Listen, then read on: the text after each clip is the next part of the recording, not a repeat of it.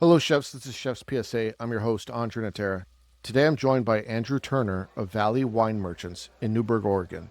Andrew's career has taken him from the kitchens of culinary legends like Alain Ducasse to running his own wine shop. We talk about the lessons learned from the world's best chefs, the transitions from the kitchen to entrepreneurship, and what it takes to really build a great wine program. Some great stories, insight, and real perspective from a life spent working in arguably one of the greatest kitchens of all time. Stay tuned.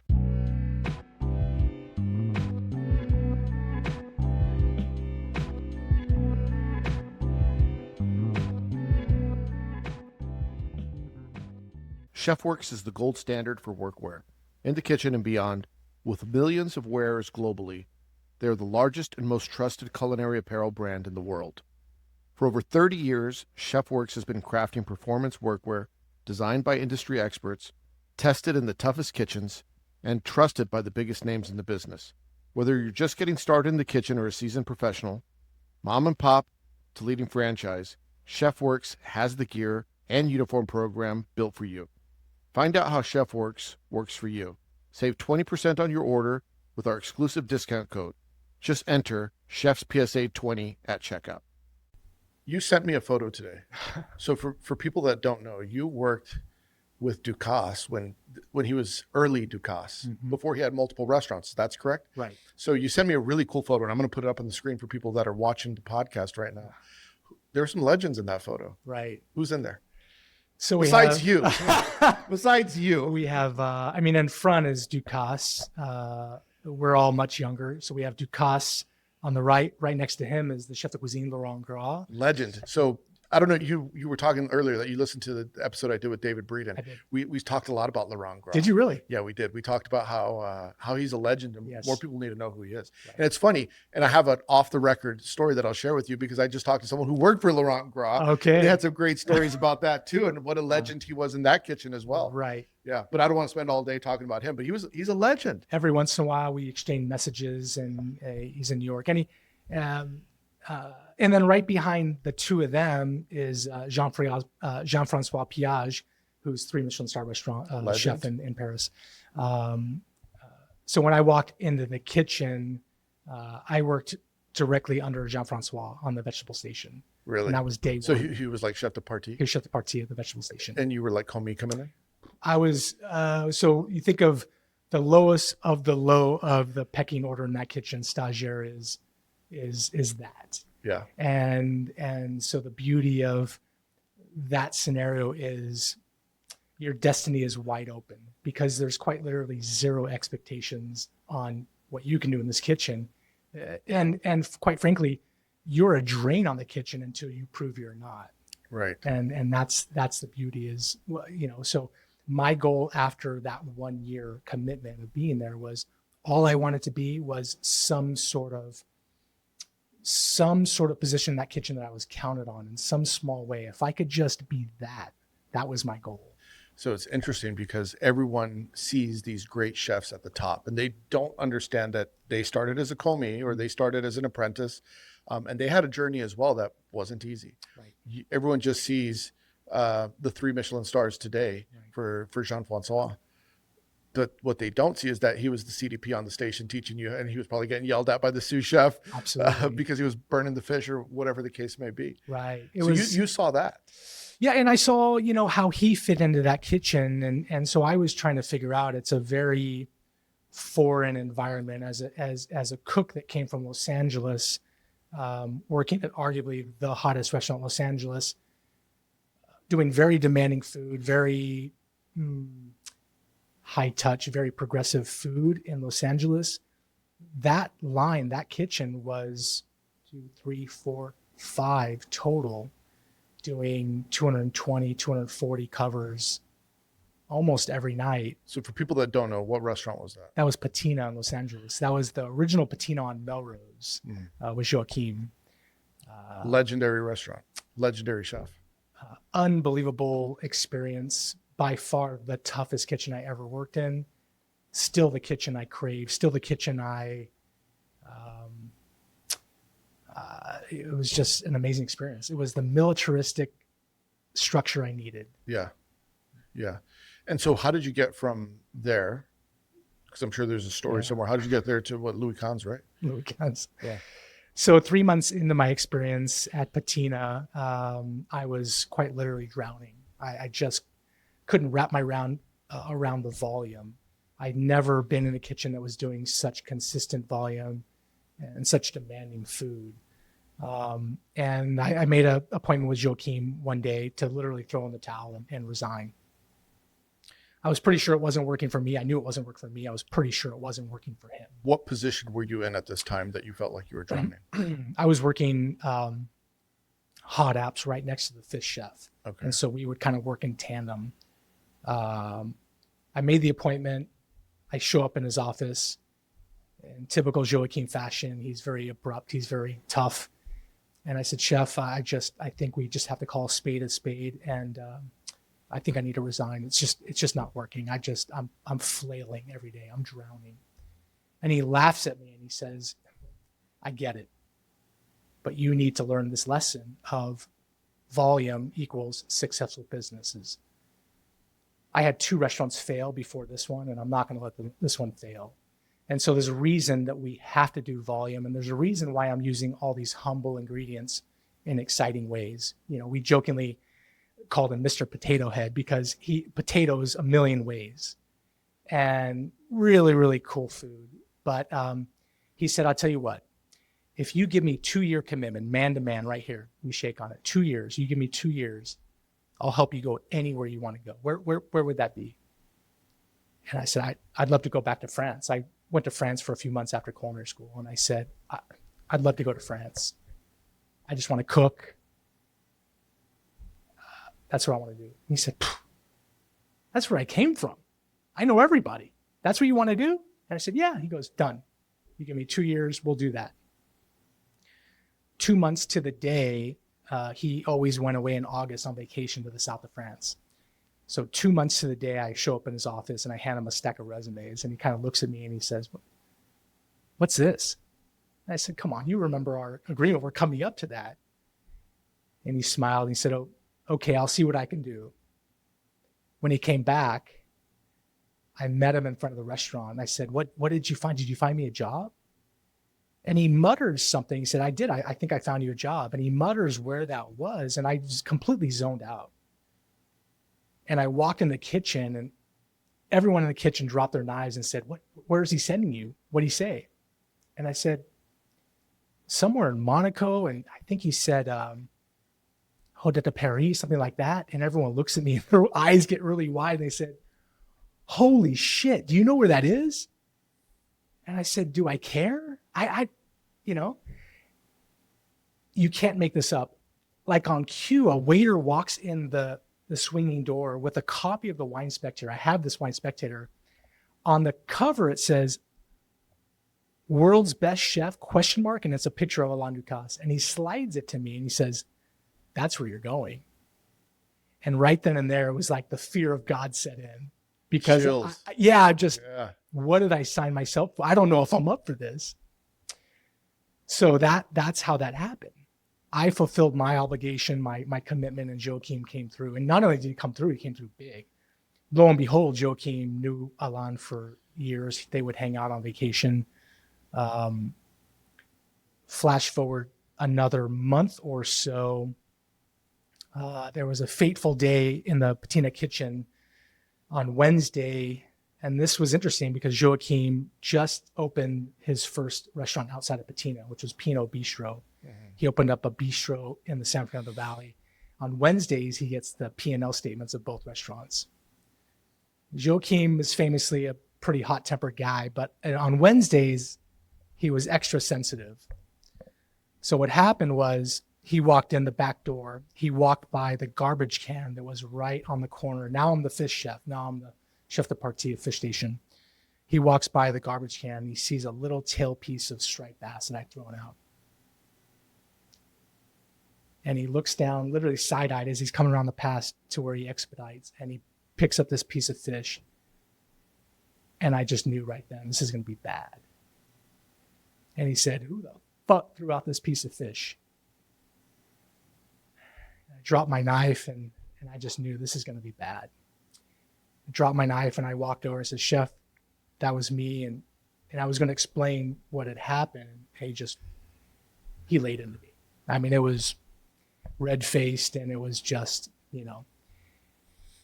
what had happened was there were refrigerator drawers that pull out.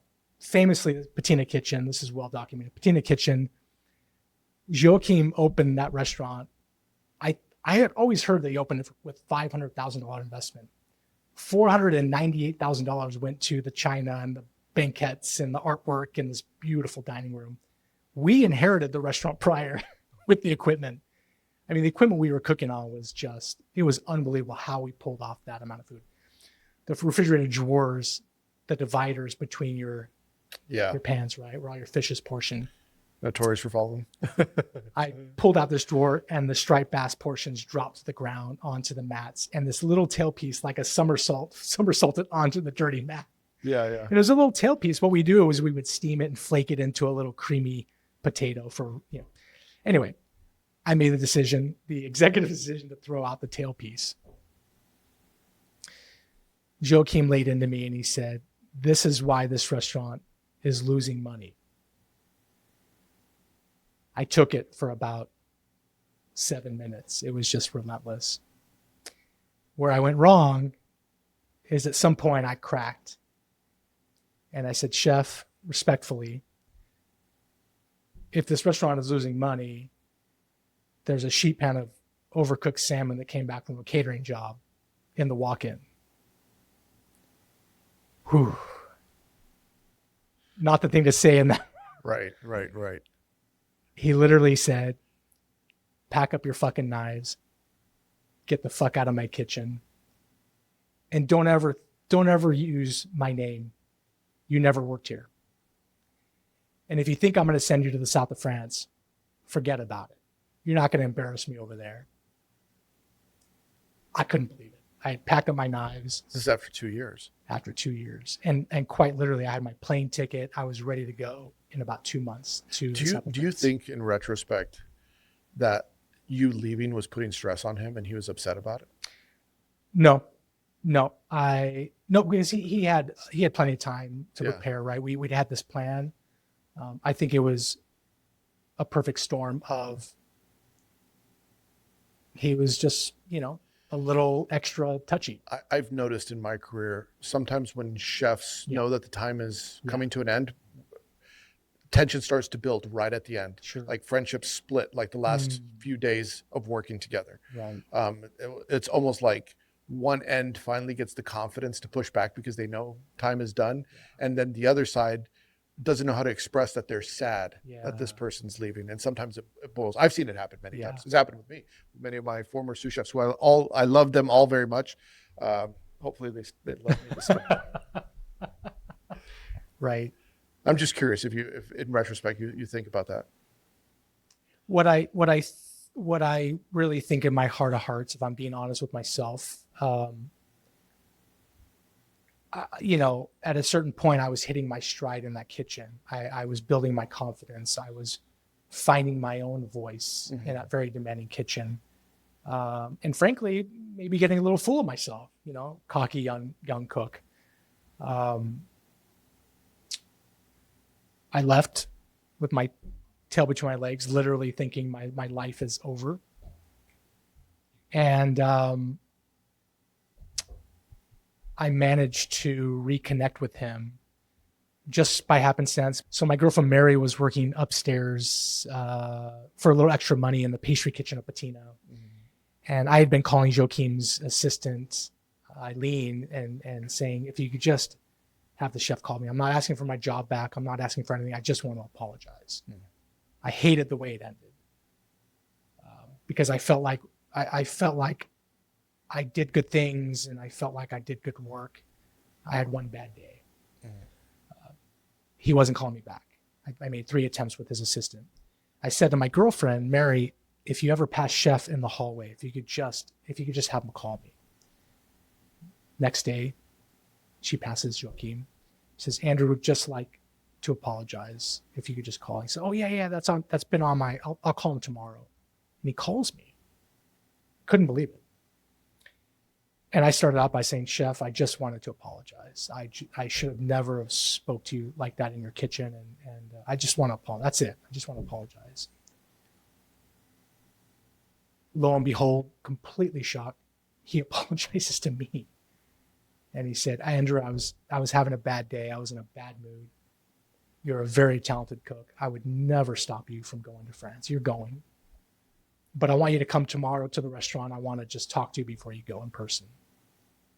I come the next day, and essentially we sit down, and he looks at me and he says, "Don't fuck this up. Best advice you could ever get. You're the first person we're sending from the Patina group. We want to send other people. Right. So make me proud." And I'll tell you that I've been reflecting a lot about this, that was the perfect, humbling experience to knock me down a couple pegs, to go into that kitchen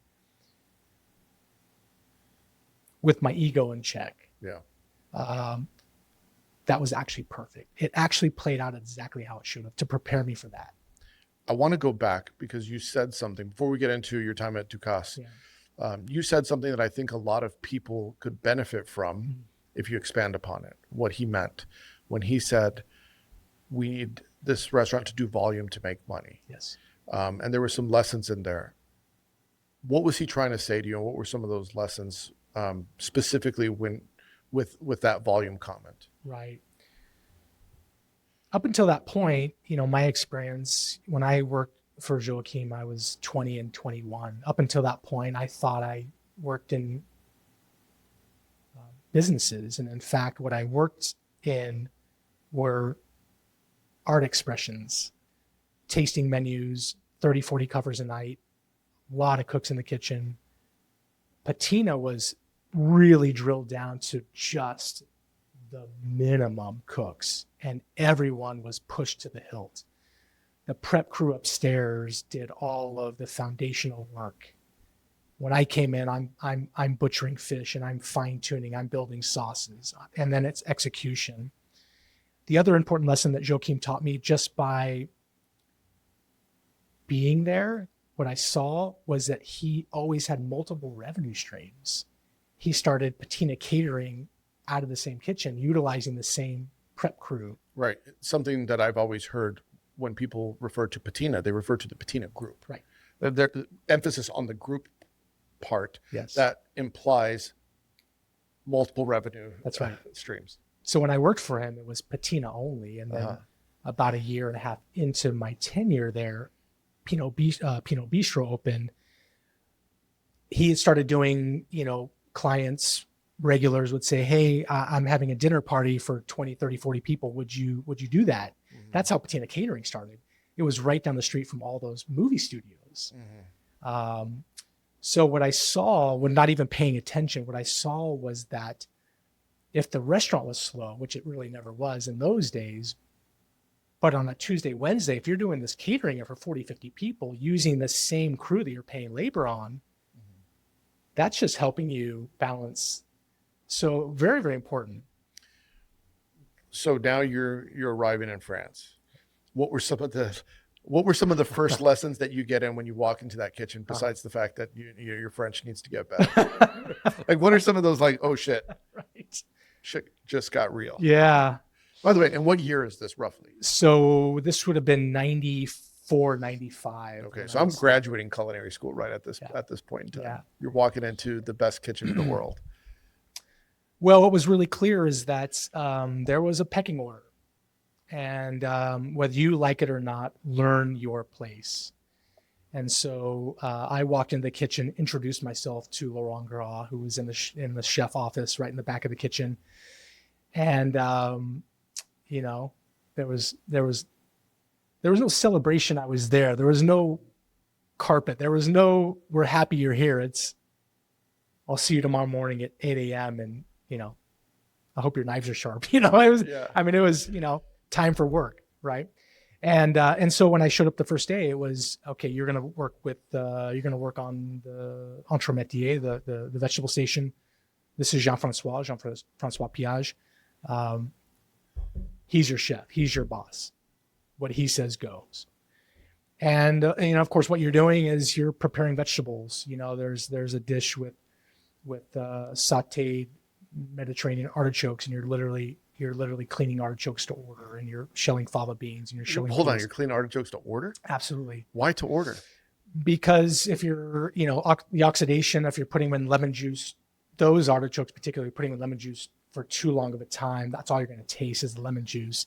And they're such a delicate artichoke. They're nutty, and they're that you want to just get them down. You want to get all that fibrous material off, sliver them up right into the saute pan that's warmed up. Whoa. Yeah. To order. Yeah. You're turning artichokes to order. And so the expectation is, and by the way, the forager who forages and gathers vegetables for this restaurant, there were 12 artichokes delivered today, because that's the projection of the amount of artichokes needed for lunch service. And then there's a re-up. Better not fuck one up. Exactly. Yeah. So order comes in, and did you say I've never turned an artichoke, chef? No.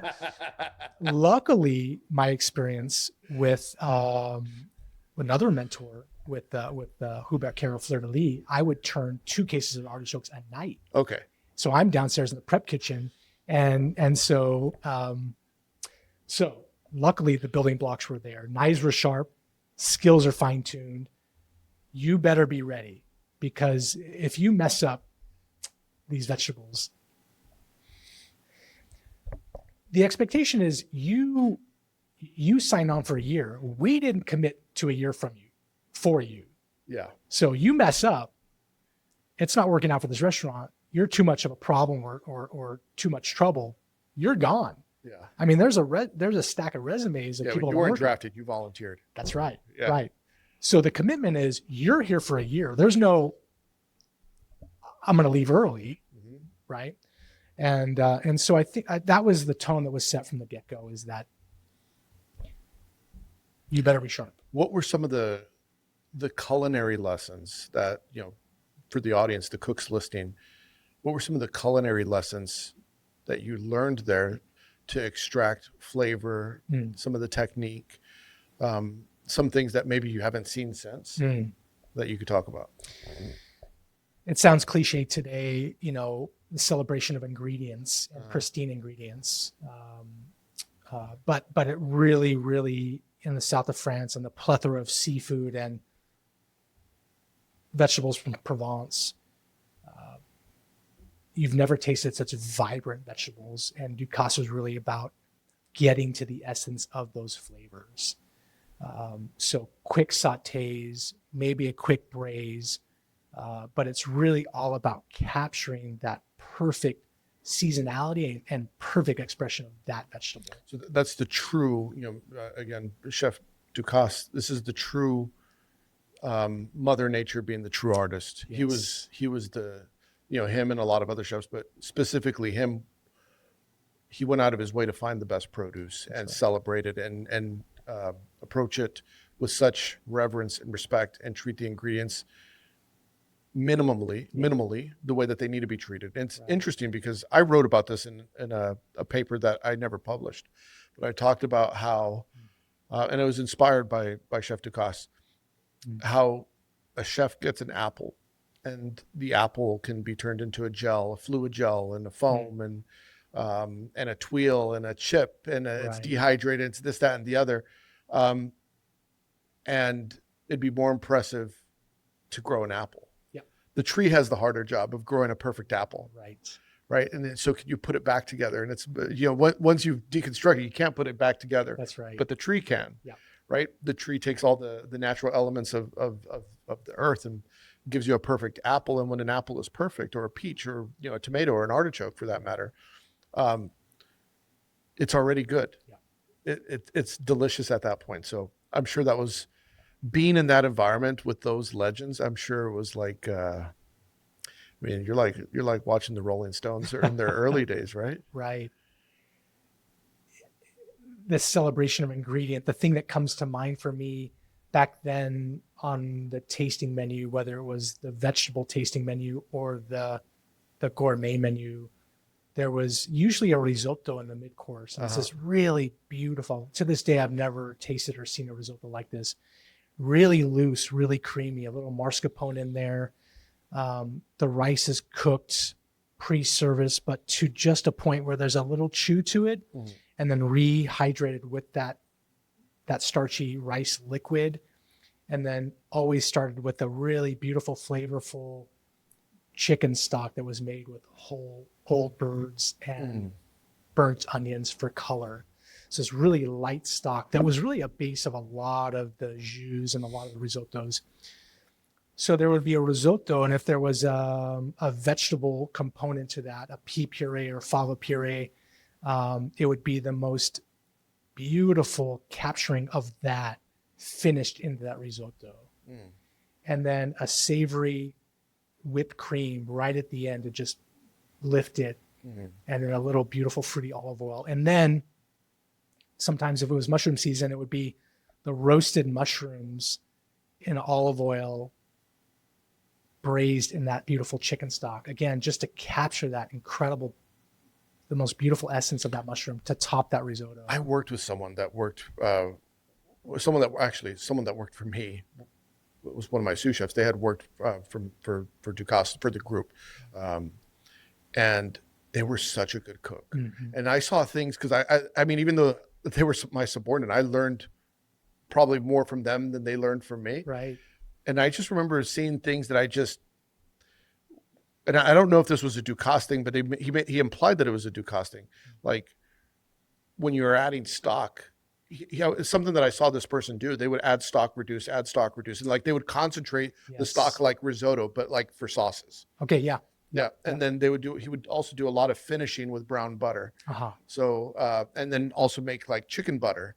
So like strain out making brown butter with parts of chicken. So you infuse flavors and just this layering of flavors and building, like the building blocks that we all know, but concentrating them in a way that was just 10 times better than the way you're used to doing it. Right. Yeah. To accentuate. Yeah. So those are some of the things I remember from those early days. And if you're just paying attention to these nuances that really aren't nuances, it's a lot of complexity going on if you're paying attention to technique. And really that kitchen coming from Patina, where it's, 6 people on the line and everyone's pushed the limit. And suddenly I'm in the kitchen where there's off season, there's 20 cooks at various ranks and various positions. And so you're kind of tripping over each other to do an element for a dish. So there was plenty of time to absorb what was happening around you. Still very demanding. You're still working the, 15-hour days, both shifts. But I was frankly, I couldn't believe it was surreal. I couldn't believe I was in this kitchen. How long were you there? For a year. For a year. Wow. I couldn't believe I was in this kitchen. This was before Ducasse had any other restaurant. He had one So restaurant. he was still in the kitchen. The Louis Cans. Not really. Okay. He was, but he wasn't. What's interesting is the first time I saw Ducasse was probably a few weeks in. He came around the pass to speak to Laurent, and so he wasn't there every day, but he was there. His office was down the hallway, and there was a great meeting. It was kind of like my Joaquin meeting. About 3 months into my year, I can't tell you why. I was just giddy with excitement. I couldn't believe I'm in Monte Carlo. I'm on the Riviera, living here in this kitchen with these products. I just felt like I won the lottery. I couldn't believe it. I made an appointment with Ducasse. And about a week later, after I made this appointment, the office calls to the kitchen, and Laurent Gras says, "The chef is ready to see you." And I had forgot I made this appointment. Oh, yeah. So I go to the office, and I walk into Monsieur Ducasse's office, and I could see by his expression, he was, I think, prepared for me to complain. Yeah. that I'm cleaning the kitchen top to bottom. I'm working 18 hours, 7 days, And I literally just said, I know you're busy, chef. I just wanted to say thank you. Thank you for the opportunity. I'm really enjoying being here, and I'm very proud to be here. And just thank you. And I get up to walk away, and he says, "Well, I'll see you in Los Angeles next week."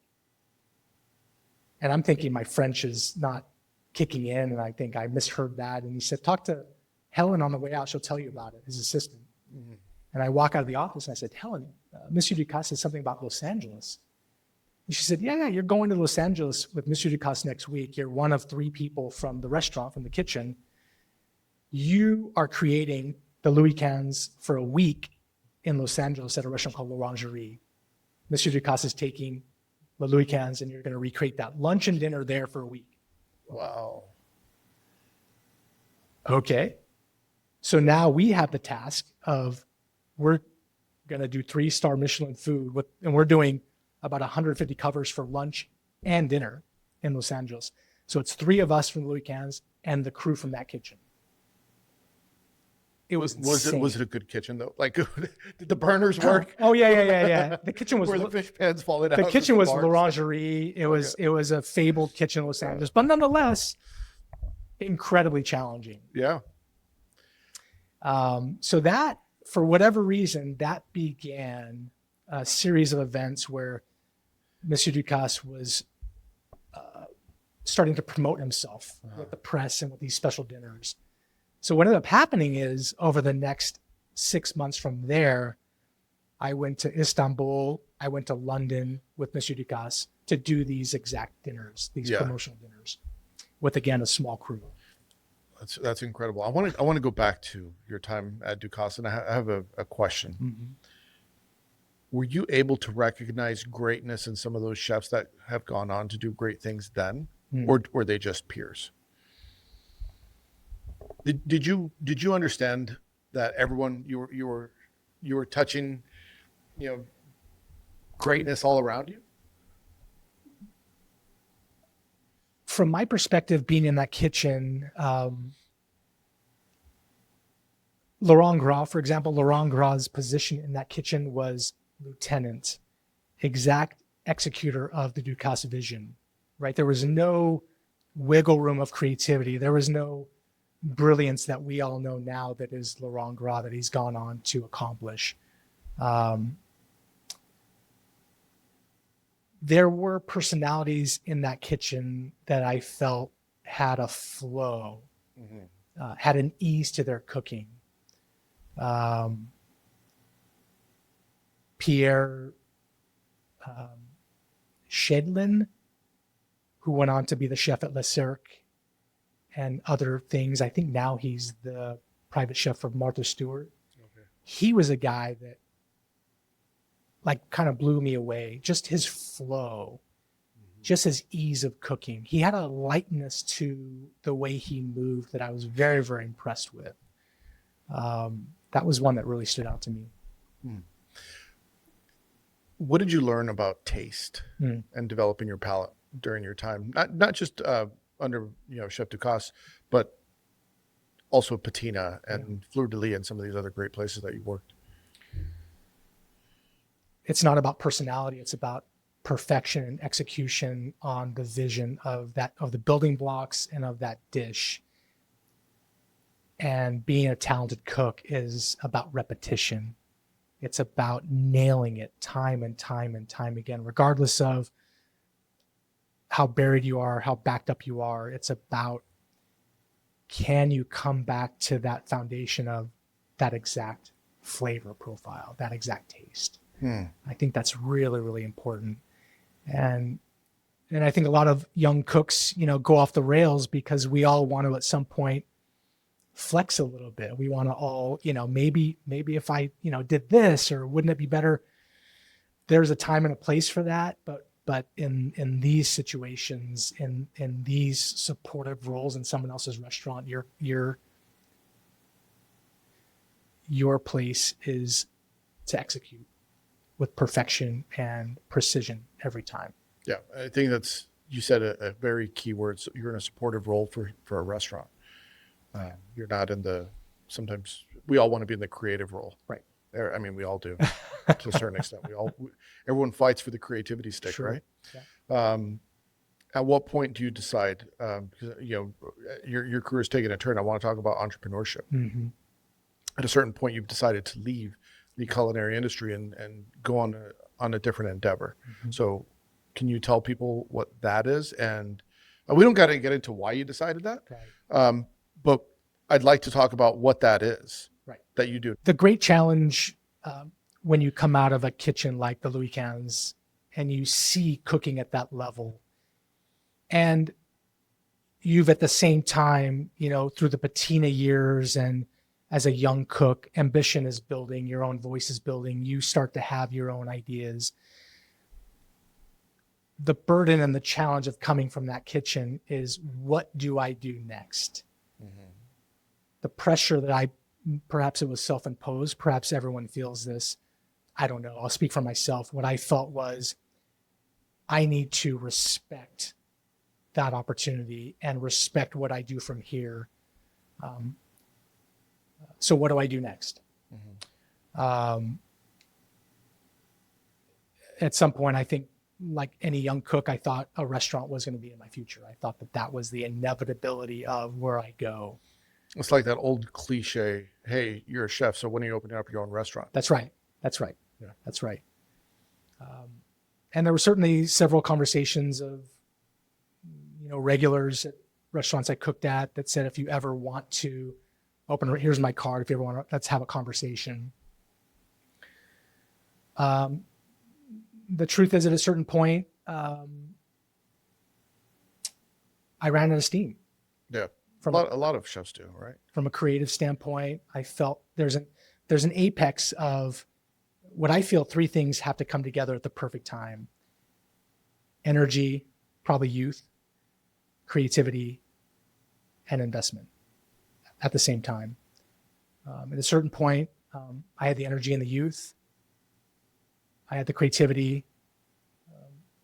I don't think the investment was there at that point. And then what had happened was I met who is now my wife, who has never worked one day in a restaurant in her life, had an amazing life in New York City. We met on the East Coast. And outside looking in, I was just very envious of this balance in life. She had started her own business, was a hard worker, and yet she had this balance in life. She had a thriving personal life and friends, and work hard, but also played hard.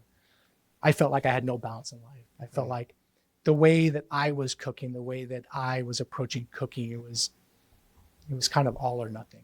And I sort of you're like saw special that. ops. Yeah. It's like your tip of the spear cooking. It like requires everything from you. And I kind of felt like, unless I'm doing it to that degree, this is the way I felt at the time. I wouldn't be proud of it unless I was giving it 110%. And I didn't see that was going to be a great outcome in quality of life, in my health, and so on and so forth.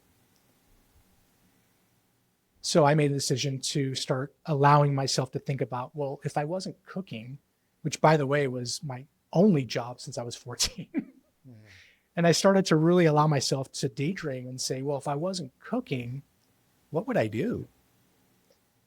Wine was always my equal passion. Wine was always my equal interest. And a lot of these restaurants I worked for, I would spend a little off time working with the sommelier and the wine buyer, and come in a little before I was going to work and help them stock the cellar and ask questions about wine, and maybe go to a tasting with them. And I was very fortunate to have mentors that allowed me to expand my knowledge and my curiosity for wine. So that was the easy answer. If I wasn't cooking, what would I do? And wine was the obvious answer. Michelle and I moved to Oregon with the thought that I'm going to change careers. And just so happens someone was in need of a manager of a wine shop, and literally threw me the keys to the shop and said, let's see what you're going to do with it. Well, let's see what you can do with it. What I told them is that I think there's a skill set that I've learned in these kitchens I've worked in that is going to translate here. When I was the fish chef at Patina, you need enough diver scallops to get through tonight and maybe into tomorrow, but not more. Right. That's going to go bad pretty quick. And I looked at this wall of wine and I said, that's not going bad in 2 days. No, and this is a really important lesson that I've talked about with a lot of chefs, is when we look at costs, and I I did a podcast series on food cost and understanding it, but episode 1 of that 3-part series was understanding money. Right. And part of understanding money is the properties of money. Yes. And wine probably is the closest to having properties of money of everything in a restaurant. Right. Because when COVID happened and we had to shut down, a lot of these restaurants realized that that produce in your cooler was a very perishable asset. Yes. Right. And then a little bit better than that was the flour and the cans of tomatoes, because those lasted maybe by the time you got back. Right. But the wine, that's an investment, and that's an appreciating asset sometimes. Yes. And having a strong wine program, personal rant, I feel like we've traded a strong wine program for a cocktail program, and I think we're missing out a little bit as a restaurant. There's a lot of romance that goes into having a beautiful bottle of wine, which, by the way, for people that are listening, they're gonna be like, you're full of shit, you don't drink wine. I don't drink wine, but I appreciate wine. I do drink wine. It's not my thing. I'm more of a cocktail person. Right. But from a business standpoint, I think if you're a restaurant, you're doing a disservice to yourself if you don't have a strong wine program, because there's so much extra revenue on the table that you're missing out on. Right.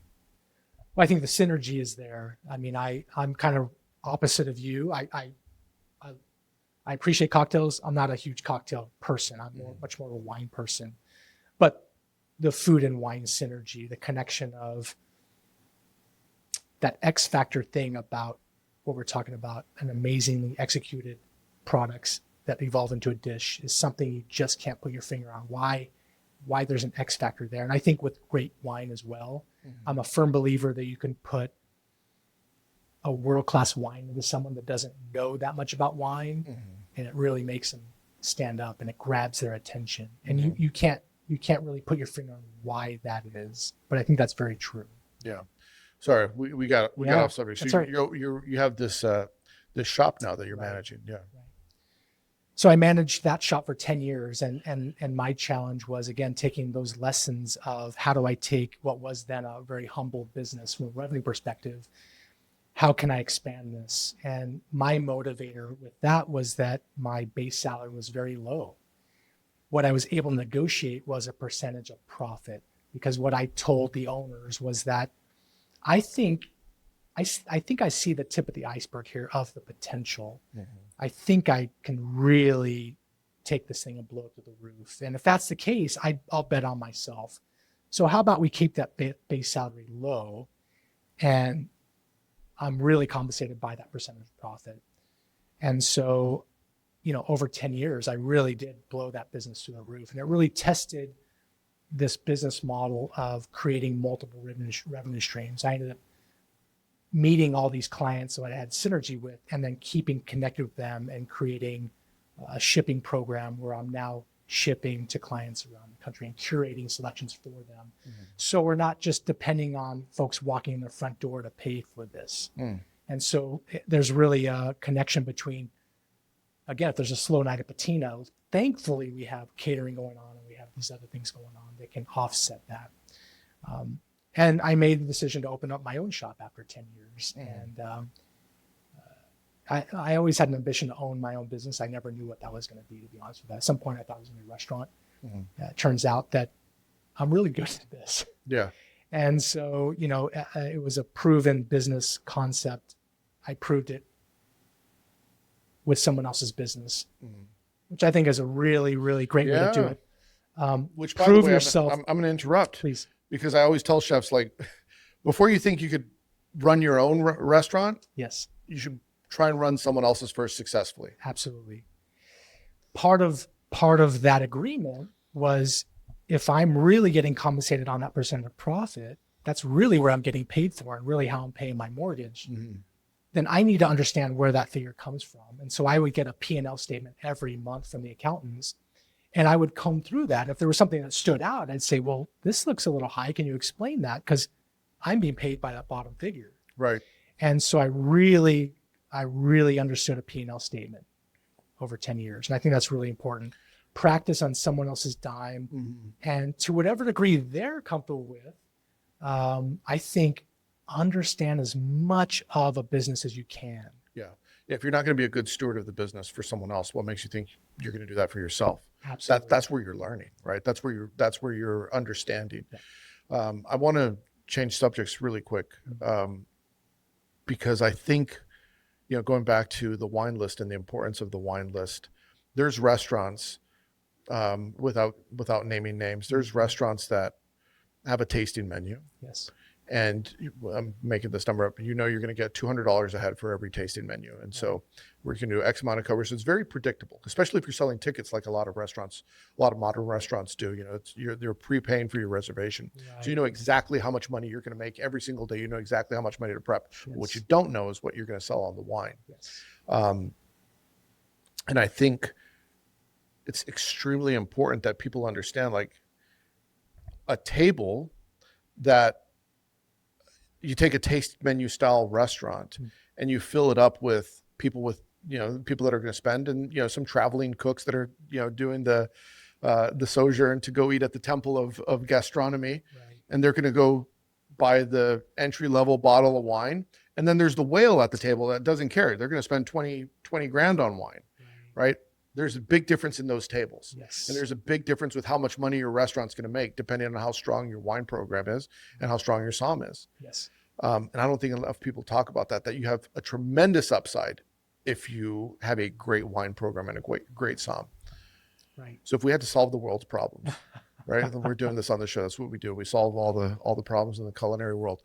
A lot of restaurants have done away with strong wine programs and strong somms. Yes. How would you solve that issue to bring that back? And how would you sell someone on the reason why they need to bring that back? There's two sides of the equation. I understand from a restaurant perspective, you're tying up a lot of money to build a list. And as we all know, there's not a lot of money to throw around. So I see that. To your point, I also see there is a huge missed opportunity of comfort. I think great service, to me, when I experience great service, it's service meeting you with your expectations of what you want. I want a high-touch service. I want you to tell me everything about the dish, or I'm having a conversation and let me have the conversation. Same thing with wine. I'm in the mood for this tonight, and I think a beautifully chosen wine list, they've chosen those wines because of what the chef cooks. And so it's a well-curated list. And so if you come in and say, I'm in the mood to drink XYZ style wine, or I think there's a missed opportunity of letting the diner guide their own dining experience. And to your point, there is an opportunity there from a business perspective, for sure.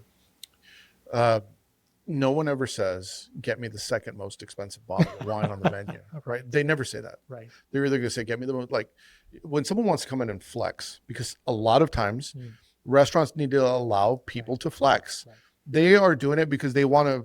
It's a business deal. It's someone that they want to impress across the table. You need to allow them to be able to flex and say, I'm buying the most expensive bottle. I am buying, the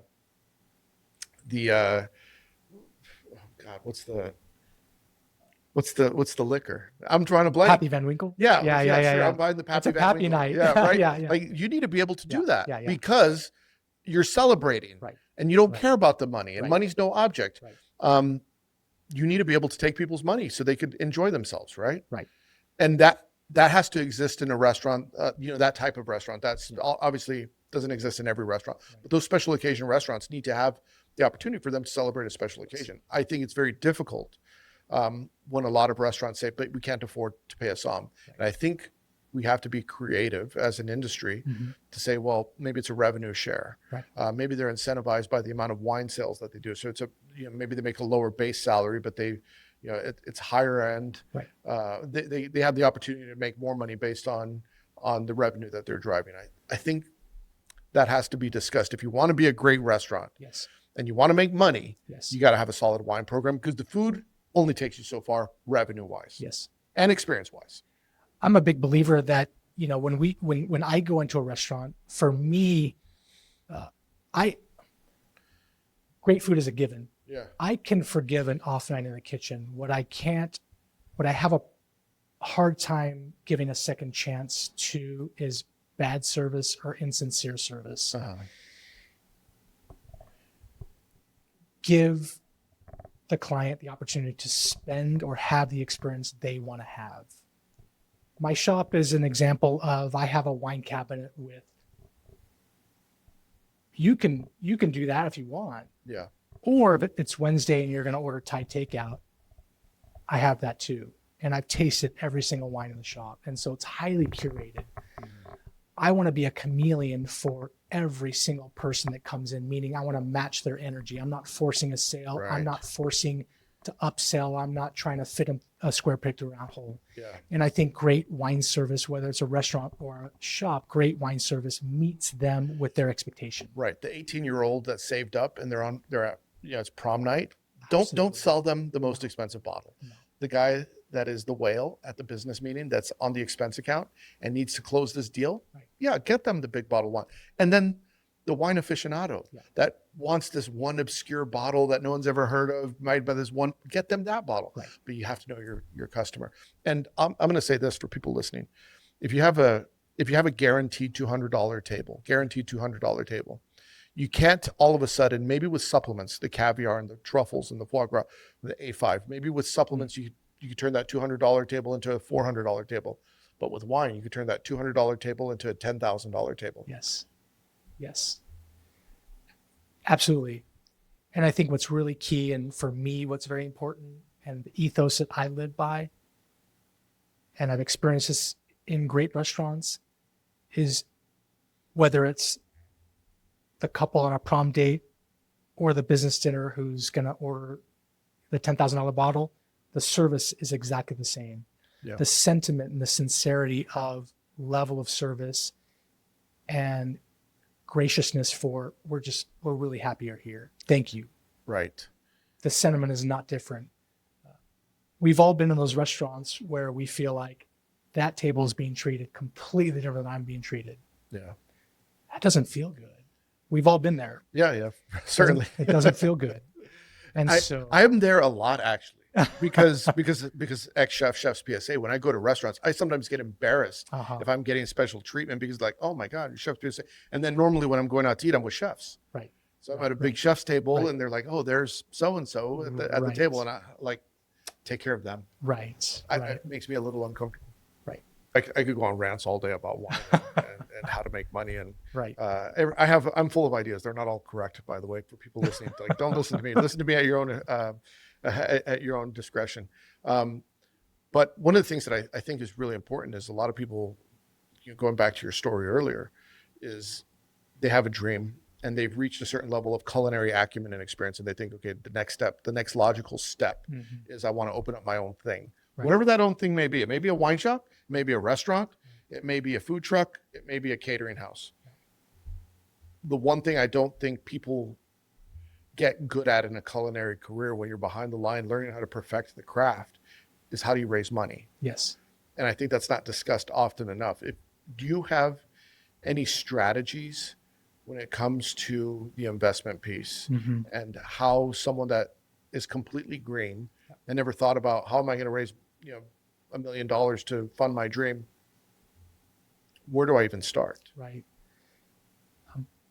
What is the opportunity is I think the big question. What is going to differentiate your business from me as an example? There are 1,000,001 wine shops, not only locally, right, but in other places. So why is your shop going to be different? And what is the business opportunity? And I think if you can wrap your brain around the opportunity, the uniqueness of this, that by the way, you as the business owner are going to be the cheerleader of, so you need to be the rah-rah behind that. The other biggest piece of the equation that I learned, the lessons I learned when I started having conversations about money and potential investors, the really important question you need to drill down to is, why are you investing? Because if it's just about What's in it for me? because if it's just about the return on an investment, hospitality is not the place to get the guaranteed return and the quick return.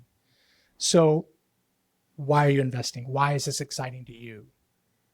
And for me, my investors came from my client base, from fans of what I do, and couple that with the uniqueness of what I do, the voice I have, how I interact with my clients, the relationships that I have, not only with my clients, but with the Willamette Valley and the winemakers, right? There's deep relationships there that are unique. It's a unique position.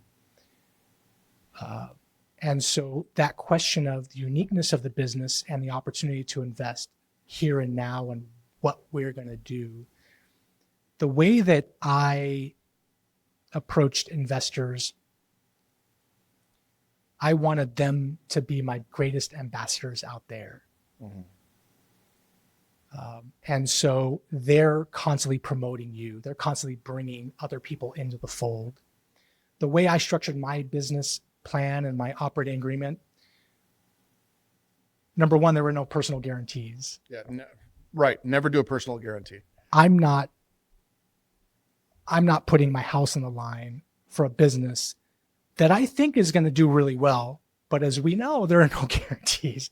Yeah. The economy could crash. Sure. Whatever happens, right? COVID showed everyone what could happen, right? Some businesses did great, some didn't. Yeah. My business, because I had a really laid foundation to shipping to clients, my business did very well in the COVID years. I don't want to do that again. It was nuts. So what I mapped out with my investors is, give me 2 years to get my bearings, my foundation. By year 3, I think, if my projections are correct, I think by year 3, I'll be starting to pay back your initial investment. By year 5, I will have paid back your investment plus an 8% return on your investment. These are my projections. It actually turned out to be exactly on the dot correct. And the way that I mapped out my operating agreement with my investors was that at year 5, I don't want to kick you out. Thank you very much. You're gone. We go our separate ways. I want you to be on board until you don't want to be on board. So you get a return on your ownership percentage in perpetuity until you either want to get bought out or I buy you out or whatever that looks like. Because I felt, if you're going to take a risk on me, and I've taken this time to find the perfect people to be my partners, and you let me do my thing, why would I want to kick you out? You're my greatest ambassadors. Right. It's funny. I'll share this with you as we start wrapping up. I once was connected with a billionaire investor, and I was explaining to them my business plan and whatnot, and they shut it. And by the way, this was a very famous person. Like if I said the name, everyone was like, oh, them. And that person said to me, there's a reason I'm a billionaire. I don't invest in restaurants. right.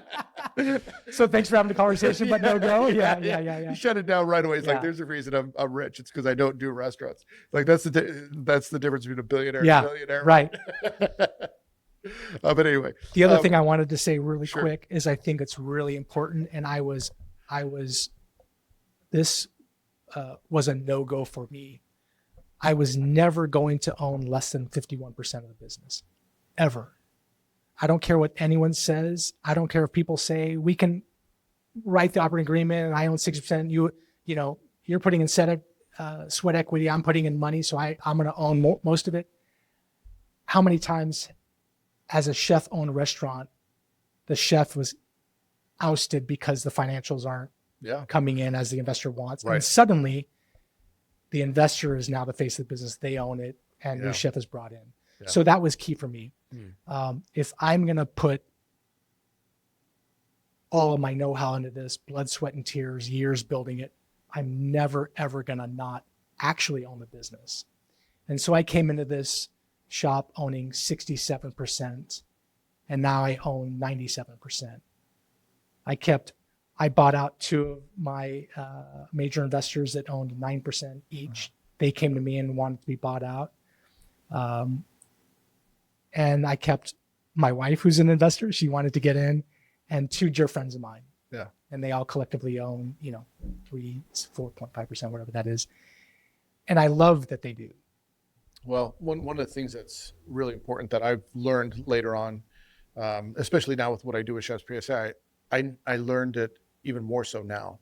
And that is lift your head up from behind the line and make connections that are more than just cooks. Yes. Start making friends, start going to events, start shaking hands, get to know people, have a lawyer friend, have a doctor friend, have an investor friend. Don't just surround yourself only with chefs and cooks and then be like, no one wants to invest. All my cook friends don't want to invest in my project because we find ourselves in that position. Yeah. When we start wrapping up, I normally ask some questions. Yes. So if you had a Mount Rushmore of chefs out there, who's on your Mount Rushmore? Your four legendary chefs, who should be there? Well, I have to, of course, put Monsieur Ducasse there. I mean, I love what he's done for his vision, and I love what he's done to the culinary world, because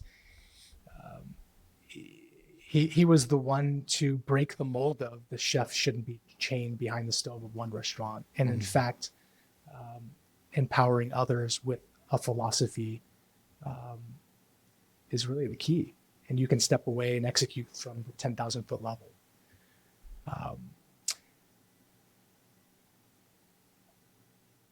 I would say we didn't talk about at all another mentor, but I would say Hubert Keller was a very important mentor for me. He was the mentor that showed me that a kitchen could be run from a respect standpoint, mutual respect standpoint, quiet force, a fatherly, quiet, stern, yet firm. You knew when he was upset, but he never raised his voice. To be able to do that back then, and when it was unheard of, that's tremendous. Okay, so that's two. Yeah.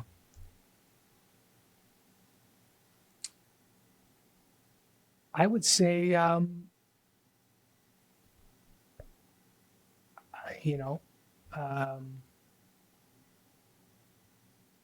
Joaquin was the guy that taught me business.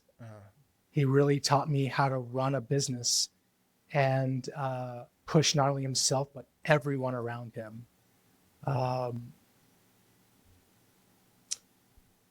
Doing what he did from an execution and a flavor standpoint in Los Angeles at the time, going completely against the grain of what others were doing. Truly a flash of lightning uniqueness at that time. Yeah. And last one? Or is that four? That was three. Four.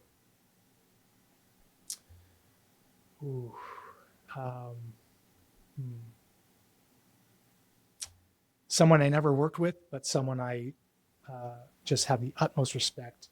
Ate at his restaurant in Oliveto back in the early 90s. Paul Bertoli, former Chez Panisse chef, went out on his own. I remember this lunch I had at Oliveto, just randomly walking on the street, looked at a menu on the street as young cooks do, reading menu. Wow, gotta eat here. Perfectly executed pastas that were just blew my mind how delicate these were. Wood-fired meats, simple, with maybe a little natural jus on them. I still remember to this day this white peach tart I had at the end of this lunch. The pastry just shattered. It was so delicate, and the white peach was like mind-blowing. I went home that night and told my then girlfriend. I drove all the way to Sonoma from Oakland. I said, we have to go to dinner tonight. You have to eat this tart. We drive all the way back for dinner. We sit down, we have the meal. And when they dropped the dessert menus, I said, I was here at lunch. I had this white peach tart. I brought my girlfriend. We have to have that. And the waitress says, we just sold the last one. But I had so many life-changing meals at the hands of Paul Bertoli at that restaurant that just amazing. Okay, second to last question. If there was a bucket list chef that you would want to eat their food, living or dead, who would it be? Jacques Maximin. Who's that? Jacques Maximin was the chef at the Hotel Negresco back in the 70s and 80s. So he was the mentor of Hubert Keller, a contemporary of Alain Ducasse, Joachim. That was his main mentor. That was the guiding light of this generation. And he was a 2-star Michelin chef at the Negresco, famously a volatile guy, still alive today, works for Ducasse actually. And he had a restaurant in the south of France in his home. He lived upstairs and he had a 2-star Michelin restaurant on the bottom floor of his home. And I never got there. I just didn't have the money to go to Europe and eat his food. I don't think he'll ever own a restaurant again. I don't think. He's sort of semi-retired. He works at the cooking school that Ducasse has in Paris. But he's a guy that I always want to eat his food. And sadly, I don't know that's going to happen. I did eat at one of his protege's restaurant in Paris. Unbelievable meal. I was just in Paris in April for the wine shop. We did a tasting event. And Maison Dubois, a 2-star Michelin restaurant in Paris. And the chef was an amazing guy, came to the table. I have this great picture where we were I told him that Monsieur Jacques Maximin was one of my guiding lights and the mentor of my mentor. And the captain said, "Oh, you know the chef William?" I said, "Oh, I know. That's why we're here." In fact, I sent Jacques Maximin a direct message on Instagram, introduced myself, the connection we have with Joachim. And I asked him if you had one restaurant that I should eat at, knowing that I love your style of cooking. And I said, if there was one restaurant you'd recommend, what would that be? And he literally replied to me within 30 seconds with that address. And my friend who came to Paris to join me, we ate a lunch there. It was mind-blowing.